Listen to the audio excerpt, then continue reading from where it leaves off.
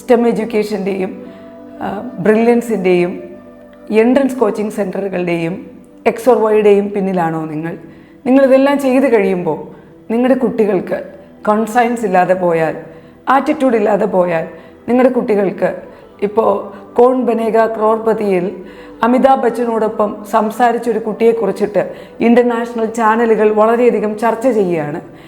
ഇത്തരം കുട്ടികൾ ജെൻസി എന്തുകൊണ്ട് ഇങ്ങനെ എന്നത് ദയവ് ചെയ്ത് ചിന്തിക്കൂ. നമ്മളാണ് ഉത്തരവാദികൾ. ജെൻസിക്ക് മുന്നേയുള്ള തലമുറകൾ ഉത്തരവാദികളാണ്. സിസ്റ്റം ഉത്തരവാദികളാണ്. കുട്ടികളെയും ടീച്ചേഴ്സിനെയും കുറ്റവാളികളാക്കുന്നതിന് മുന്നേ തന്നെ എല്ലാവരുടെയും കണ്ടീഷൻസ് അറിഞ്ഞുകൊണ്ട് നിള ഇന്നും യാത്ര തുടങ്ങിക്കൊണ്ടിരിക്കുകയാണ്, ചെയ്തുകൊണ്ടേയിരിക്കുകയാണ്. വരും ദിവസങ്ങളിൽ കേസ് സ്റ്റഡിയോടൊപ്പം തന്നെ ഇത്തരം കാര്യങ്ങൾ നിങ്ങളിലേക്ക് എത്തിക്കണമെന്ന് അതിയായി ആഗ്രഹിക്കുന്നു. സ്നേഹപൂർവ്വം. Thank you.